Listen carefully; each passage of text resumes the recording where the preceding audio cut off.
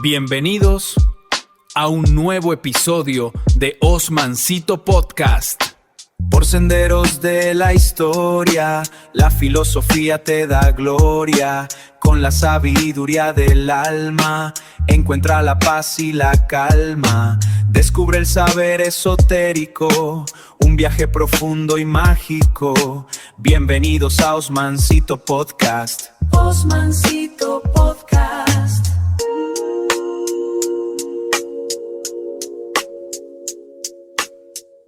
¿Qué tal?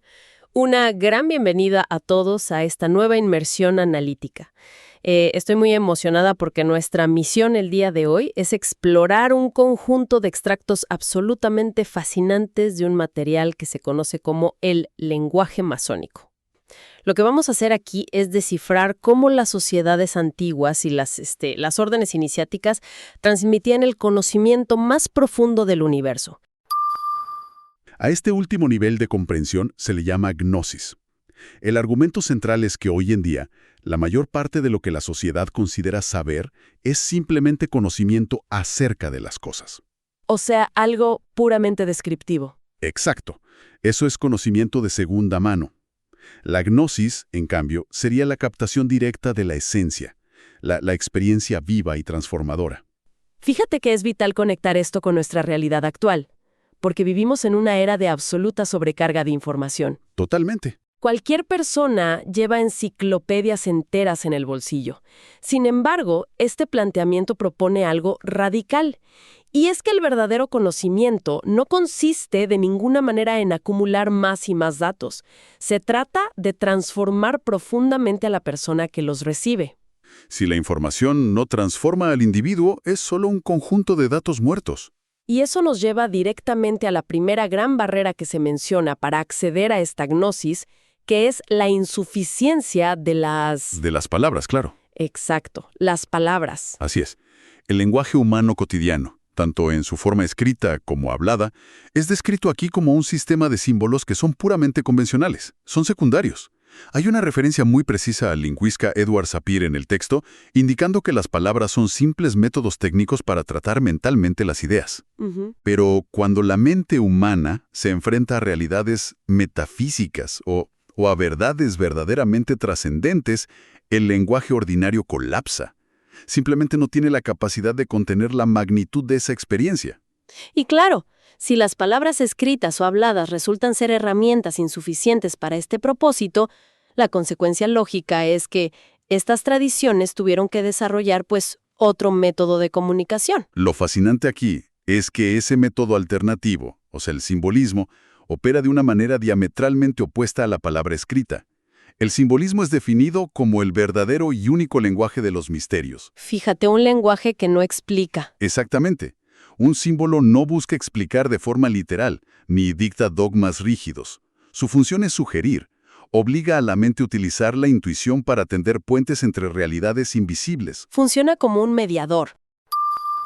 El simbolismo transforma el fenómeno en idea, y la idea en imagen, logrando que esa imagen permanezca eternamente efectiva. Claro, mientras que una palabra pierde su significado con el paso de los siglos o se distorsiona en las traducciones, un símbolo genuino, no sé, como un círculo perfecto o una escuadra, contiene una verdad que permanece intacta. Esperando pacientemente a ser descifrada por la intuición de quien lo observa. Son lo que el texto llama visos sugerentes. Obligan al estudiante a meditar y a buscar correspondencias secretas que subyacen bajo la superficie de la realidad aparente. Pero, a ver, al analizar esto desde una perspectiva moderna, creo que surge una duda bastante razonable. Entiendo la necesidad de proteger el conocimiento profundo de mentes frívolas, pero ¿no contradice eso la idea fundamental de que la verdad debería ser universal y accesible para todos? Es una gran pregunta. ¿Por qué los sabios de la antigüedad tomaron la decisión consciente de ocultar verdades tan profundas sobre el amor y la unidad tras códigos y símbolos críticos? Esa es precisamente una de las tensiones más interesantes del texto. Se detallan 4 razones fundamentales para justificar este ocultamiento de la verdad. La primera es contundente y muy pragmática. Saber es poder. Literalmente. Sí. Si se entrega un conocimiento profundo sobre las leyes de la naturaleza o la psicología humana a personas que carecen de rectitud moral, ese saber inevitablemente se convierte en malicia. Representa un peligro público. Claro. La segunda razón tiene un tono mucho más filosófico. Se establece que conocer es una operación de vida. Y el argumento utiliza una metáfora brillante, comparando el conocimiento vulgarizado con la acción de abrir una semilla para ver cómo es por dentro. Uy, esa metáfora es poderosa. Al abrirla por curiosidad superficial, la semilla muere. Ya no puede germinar. La verdad iniciática es concebida como una semilla que debe plantarse cuidadosamente en el interior del individuo. Si se entrega ya procesada o digerida, pierde su vitalidad y se convierte en arena estéril. Esa imagen de abrir la semilla y matarla en el proceso es poderosísima. Refleja muy bien esa sensación de cuando se revela el mecanismo detrás de un truco de magia. De pronto, toda la maravilla y el potencial transformador desaparecen por completo. Así es. Y eso conecta con la tercera razón, que es simplemente el respeto a la propia dignidad del conocimiento. Ujú. Esta sabiduría se considera una vía regia que no debe ser envilecida ni desnaturalizada al exponerla al debate superficial. Y finalmente, la cuarta razón responde a esa paradoja que mencionabas antes. Se oculta el conocimiento, paradójicamente, por puro amor a la verdad. Por amor a la verdad, la ocultan. Sí, porque los sabios optaron por vestir la verdad con un velo luminoso de belleza, utilizando fábulas, mitos y parábolas. De esta manera, aquellos que aún no poseen la madurez para comprender el núcleo del mensaje, al menos pueden retener la forma hermosa de la historia. Claro. Mientras tanto, quienes poseen la clave simbólica logran escuchar lo que se describe como la música total detrás de esas alegorías. Exacto. Es fascinante pensar en todas estas ideas como semillas intelectuales, que fueron plantadas en la conciencia humana. Y si miramos hacia atrás, es evidente que esas semillas no se plantaron ayer. Las verdaderas raíces de este método nos obligan a explorar las famosas escuelas de misterios de la antigüedad. Sí, hay que ir hasta allá. Hay un detalle etimológico que captura perfectamente esta transición de la ignorancia al conocimiento, que son los grados de iniciación. La progresión de ser un mustes, que significa literalmente el que tiene los ojos cerrados, a convertirse en un epopta, que se traduce como el que ve las cosas tal como son. Pasar de la ceguera absoluta a una visión clara. Y si conectamos esto con el panorama general histórico que presenta el material, se traza una línea de tiempo ininterrumpida que resulta asombrosa. Plantea que estas escuelas de misterios no eran sectas aisladas compitiendo entre sí, sino ramas de un mismo árbol. Exacto, distintas ramas de una misma fuente de conocimiento trascendente en la antigüedad. Esta tradición primigenia arranca con los grandes misterios de Isis y Osiris en el antiguo Egipto. Posteriormente, esa misma pureza doctrinal y simbólica se traslada y florece en Grecia con los misterios de Eleusis, en Persia a través del culto a Mitra y en Siria con Adonis. Y a pesar de las diferencias culturales, todos estos sistemas compartían un núcleo idéntico, ¿no? La celebración ritual de la muerte y resurrección simbólica del ser humano, entendida como el proceso necesario para alcanzar la perfección espiritual. Así es. Y dentro de esa inmensa red de conocimiento antiguo, aparece un eslabón histórico que a menudo pasa desapercibido en los estudios convencionales. Se hace mención a los arquitectos dionisíacos. Fíjate que ese es un punto crucial. No se trataba únicamente de filósofos abstractos, sino de constructores reales, individuos que eran custodios de lo que se denomina la arquitectura sagrada. Y según la tradición histórica que recoge el documento, estos constructores, que dominaban los secretos más profundos de la geometría y la edificación, fueron enviados por Hiram, el rey de Tiro, para colaborar con el rey Salomón en la construcción del célebre Templo de Jerusalén. Constituye la formación de una cadena tradicional ininterrumpida. Porque este punto es crucial. Representa el puente físico y cultural donde los misterios de origen griego y fenicio se entrelazan directamente con los misterios de la tradición judía. ¡Es increíble! Y un aspecto que resalta en el análisis es la resiliencia de este conocimiento esotérico. Se describe de manera muy objetiva cómo esta sabiduría logró sobrevivir a la inevitable caída de los grandes imperios y a diversas épocas de persecución. Claro, no desaparecieron simplemente. Para nada. De las manos de los arquitectos dionisíacos, este acervo de conocimiento operativo y geométrico fue asimilado por los colegios de constructores del Imperio Romano, conocidos como los Collegia Artificum, y con la posterior expansión y eventual colapso de Roma, el saber no se perdió. Encontró refugio entre los Magistri Comacini, los maestros comasinos que operaban en el norte de Italia. Y desde allí se dispersó gradualmente hasta conformar las célebres guildas o gremios de constructores itinerantes durante la Edad Media. Exactamente. Lo cual introduce un giro verdaderamente inesperado en este recorrido histórico, y es el rol fundamental que jugaron ciertas órdenes monásticas. Sí, la conexión con el cristianismo medieval. El análisis señala que dentro del complejo entramado del cristianismo fueron precisamente monjes benedictinos, cobijados por figuras de inmensa influencia como San Bernardo de Claraval, quienes asumieron la tarea de proteger e integrar todo este esoterismo y geometría sagrada en el diseño de las catedrales góticas de Europa. Es un dato histórico fascinante. Ahora bien, creo que es importante hacer una pausa aquí para señalar algo clave. El material de estudio documenta periodos de profunda tensión, desconfianza y persecución histórica ejercida por varias instituciones políticas y religiosas hegemónicas de la época en contra de estos gremios de constructores. Claro, la relación no siempre fue pacífica. Para nada. Al revisar esto supuesto, nuestro objetivo es simplemente observar estos hechos como parte del contexto histórico que reportan los textos, comprendiendo que estas fricciones fueron el catalizador que obligó a este conocimiento a refugiarse aún más profundamente en el simbolismo. Una observación muy pertinente. De hecho, el argumento central es que esta misma necesidad imperiosa de supervivencia, bajo la constante vigilancia de los poderes fácticos de la época, fue el factor que forzó a la masonería operativa antigua a refinar su lenguaje simbólico hasta niveles de genialidad. Las catedrales góticas no eran solo lugares de culto. Se convirtieron literalmente en libros tallados en piedra. Los saberes metafísicos, las proporciones armónicas del universo y las claves de la alquimia espiritual estaban ahí, expuestos a la vista de multitudes enteras. Pero permanecían completamente invisibles a menos que el observador poseyera las claves matemáticas y simbólicas para leer esa geometría. Exacto. Y fíjate que comprender esa naturaleza operativa de los constructores de catedrales es fundamental para entender el gran punto de inflexión que aborda la sección de ¿qué es la masonería? Porque hay una bifurcación histórica crítica aquí. Sí, el cambio radical. Se establece una diferencia profunda, casi ontológica, entre la masonería antigua o primigenia, que era eminentemente operativa, y la masonería moderna o especulativa, cuyo nacimiento oficial se marca en el año 1717 con la creación de la Gran Logia de Inglaterra. El escrutinio que hace el texto sobre ese evento de 1717 es bastante agudo.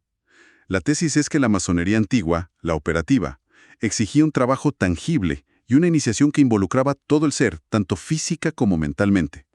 Esos antiguos masones practicaban y vivían un simbolismo filosófico profundo a través de su oficio físico. En contraste, se plantea que la masonería especulativa, o moderna, surgió en un momento histórico en que las corporaciones constructivas tradicionales ya estaban en franco declive. Claro, logias integradas por pensadores, nobles y burgueses que jamás en su vida habían tallado una piedra. Y al hacer esa transición, se limitó drásticamente la dimensión profunda de la iniciación original. Los símbolos y herramientas, que antes representaban procesos activos de transformación, corrieron el riesgo de quedar relegados a ser meros objetos de museo, utilizados únicamente para la especulación moral. O para fomentar la fraternidad social nada más. Así es. Y para recuperar esa esencia antigua y verdaderamente transformadora, el material detalla cómo debe estructurarse el proceso auténtico de iniciación. Queda clarísimo que no se trata de participar en un evento social o cumplir con un rito de paso formal. Para que esta iniciación sea real, la tradición marca 3 pasos ineludibles. Sí, la potencialidad, la virtualidad y la actualidad. Exacto. El primero es la potencialidad, que es la necesidad de que el individuo posea una materia prima adecuada. Cualidades inherentes, una sed de verdad, un descontento vital que lo empuje a buscar respuestas más allá de la superficie. Sin esa materia prima no hay nada que hacer. Totalmente. El segundo paso es la virtualidad, la recepción de una influencia espiritual específica a través del contacto con una organización tradicional regular, insertándose en esa cadena ininterrumpida. Y finalmente, el paso decisivo, que es la actualidad. Y es precisamente esa actualidad la etapa más exigente de todo el proceso, porque depende única y exclusivamente del esfuerzo monumental del propio individuo. Nadie lo puede hacer por ti. Nadie. Representa el trabajo interior constante, donde se deben actualizar y cristalizar todas esas posibilidades latentes que se recibieron. La ceremonia ritual por sí sola no transforma a nadie, simplemente abre una puerta. Es responsabilidad absoluta de quien cruza esa puerta, caminar por el sendero mediante un esfuerzo metódico y disciplinado, lo que en el léxico esotérico se denomina una verdadera ascesis. Y aquí es donde se pone realmente interesante. Porque para describir ese trabajo interno titánico, se introduce el concepto del arte real, o ars regia. Comúnmente, al escuchar arte real, la mente asocia la frase con la monarquía, con el acto de gobernar a otros o ejercer poder sobre territorios. Es la asociación automática, claro. El arte real no tiene ninguna relación con dominar a los demás. Su objetivo es que el individuo logre coronarse como rey de sí mismo. Rey de sí mismo. Se trata de sustraerse de cualquier dominación externa, lograr la emancipación de los prejuicios culturales, vencer las bajas pasiones y derrocar las tiranías mentales impuestas por la sociedad. Es alcanzar la soberanía absoluta de la propia conciencia. Ese concepto de soberanía interna se entrelaza de forma impecable con lo que se conoce como alquimia espiritual. Y es crucial entender que cuando estos textos clásicos hablan de alquimia, no se refieren a la caricatura histórica de charlatanes mezclando químicos en calderos. Intentando convertir plomo físico en oro. Exacto, eso es una malinterpretación. Ese laboratorio físico era, en muchos casos, apenas el velo exterior o la metáfora de un proceso interno. El verdadero arte real, la alquimia interior, tiene como meta transmutar los metales bajos de la naturaleza humana. Y por metales bajos nos referimos a los instintos primitivos. Las reacciones egoístas, el caos emocional, todo lo que constituye al hombre viejo. Refinarlos hasta alcanzar la pureza del oro espiritual, que no es otra cosa que una conciencia plenamente iluminada y dueña de sí misma. Fíjate que hay una imagen visual que el material utiliza para ilustrar esta lucha interna que es sencillamente magistral. Recurre a la mitología clásica, específicamente a la metáfora de Hércules asfixiando al león de Nemea. Una gran metáfora. Ese león feroz e invulnerable a las armas convencionales representa de manera vívida las fuerzas subhumanas, las pasiones destructivas y los instintos animales que residen en la psique de cada persona. Hércules debe asfixiar a la bestia usando únicamente sus propias manos. Es una analogía cruda. Muy directa. Es el agro trabajo alquímico y masónico. El individuo debe subyugar su propia naturaleza salvaje, dejar esos metales bajos en la puerta del templo interior y dedicarse a pulir su propio carácter mediante la voluntad hasta transformarse en lo que la tradición llama una piedra cúbica perfecta. Lista para encajar en el edificio universal. Exacto. Y es vital comprender que este proceso de pulir la piedra en bruto no es una empresa puramente intelectual. De hecho, a lo largo del texto hay una advertencia recurrente y muy severa sobre los peligros del intelecto desmedido. La trampa de la mente. Se subraya que la mente intelectualizada atípica de la era moderna, esa que es extraordinaria para procesar lógica abstracta y ganar debates, a menudo termina siendo prisionera de sus propios conceptos preestablecidos. El texto advierte explícitamente que el genio intelectual de un gran académico jamás debe confundirse con la verdadera inteligencia trascendente. Totalmente. El orgullo del intelecto puede convertirse en el obstáculo más formidable para la verdadera transformación espiritual, lo que los antiguos griegos llamaban la metanoia. Y para evitar caer en esa trampa del laberinto intelectual, la tradición vuelve a anclarse en la simplicidad simbólica de las herramientas del constructor. Se analiza detalladamente cómo la escuadra representa la dimensión de la materia, la rectitud inquebrantable, la moral estricta y la justicia en las acciones terrenales. Y como contraparte está el compás. Así es, el compás simboliza el dominio del espíritu, la apertura a las posibilidades cósmicas y el dinamismo creador que no tiene límites. Y la clave de toda esta geometría sagrada es invariablemente encontrar el centro exacto. El centro. Esto nos lleva a uno de los acrónimos más famosos de todo el corpus alquímico y masónico, que es VITROL. Si recordamos la metáfora de la semilla que mencionamos antes, este concepto cobra un sentido monumental. Exactamente, todo se conecta. Visita interior a terra y rectificando invenies occultum lapidem. Su traducción literal sería algo así como, visita el interior de la tierra y rectificando encontrarás la piedra oculta. Que es la famosa piedra filosofal que ha inspirado incontables leyendas. Pero el mensaje central del texto disipa cualquier ambigüedad material. Ese templo majestuoso invisible, esa piedra preciosa que contiene la sabiduría absoluta, no está enterrada en el suelo del mundo físico. Ni escondida en las ruinas de algún templo en Oriente Medio. Exacto. La tierra en esta fórmula alquímica es el propio cuerpo humano, la propia psique. Es ahí, cavando profundo en la propia naturaleza y rectificando los errores, donde se encuentra la semilla de la gnosis que fue plantada. Es una invitación a un viaje de introspección radical y sin concesiones. Es la paradoja definitiva. Tener que ir hacia lo más profundo del interior para lograr abarcar el universo entero. Y para alcanzar esa percepción clara de lo que yace en ese centro inexplorado, se introduce el concepto que quizás sea la cúspide de todo lo que hemos analizado hoy, que es el ojo del corazón. El despertar del ojo del corazón es verdaderamente la coronación de toda esta enseñanza milenaria. En la terminología esotérica tradicional, no se refiere a la emoción o al sentimentalismo. O sea, no es el corazón como sede de las emociones. Para nada. Representa la intuición intelectual pura. Es la luz interior, la chispa de divinidad inmanente que reside en lo más profundo de la conciencia humana. Es exclusivamente a través de la apertura de este ojo del corazón que se logra penetrar en el conocimiento directo. Rompiendo de una vez por todas el círculo asfixiante de la materialidad y la lógica formal. Así es. Y el autor del material afirma algo que cambia por completo el paradigma convencional. Y es que la verdadera iniciación no consiste en recibir una luz externa. Nadie te la da. Nadie. Ningún maestro ni ninguna orden puede otorgar esa luz desde afuera. Lo que hace el riguroso trabajo iniciático es simplemente proporcionar las herramientas y el método para derribar los muros del ego, eliminar los escombros acumulados por las pasiones y abrir las ventanas de la percepción. Todo con un solo objetivo: permitir que la luz interior, que siempre ha estado ahí, finalmente pueda brillar sin obstáculos. Exactamente. Entonces, ¿qué significa todo esto? Si hacemos una pausa para observar la inmensidad del territorio que hemos recorrido hoy, comenzando por esas enigmáticas palabras hebreas que comparten un mismo valor numérico y revelan la equivalencia entre la unidad y el amor.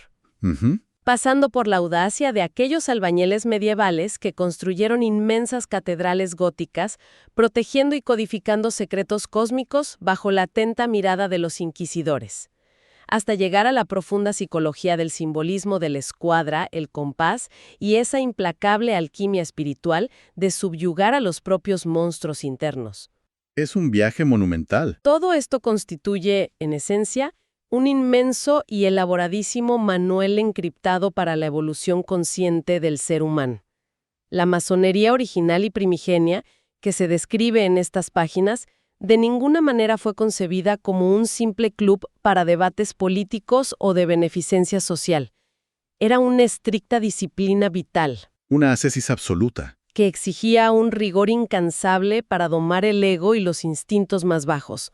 Todo este andamiaje simbólico existía con un único y gran fin: despertar esa comprensión intuitiva, activar ese ojo del corazón, que es lo único que verdaderamente nos permite leer las leyes no escritas que rigen el universo entero. Y hacer este recorrido histórico y filosófico nos deja una reflexión profundamente crítica sobre la forma en que el mundo contemporáneo se relaciona con el conocimiento hoy en día. A ver, cuéntanos. La sociedad occidental habita en un paradigma que idolatra la transparencia total y la inmediatez.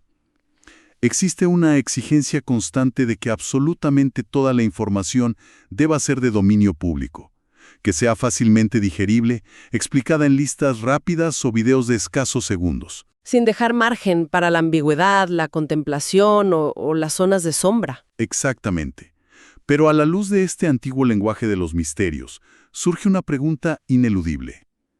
¿Podría ser que esta obsesión moderna con lo explícito, lo obvio y lo inmediato nos haya hecho perder colectivamente la capacidad de comprender verdades verdaderamente profundas? Es una gran pregunta. Tal vez el ser humano moderno simplemente ha olvidado cómo lidiar con el misterio.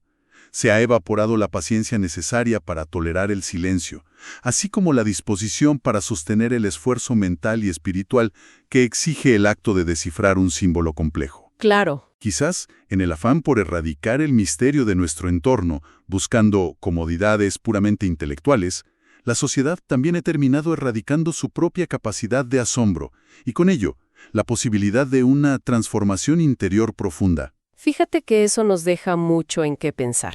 Queda entonces sobre la mesa una invitación silenciosa, para cualquiera en la audiencia que decida prestar atención.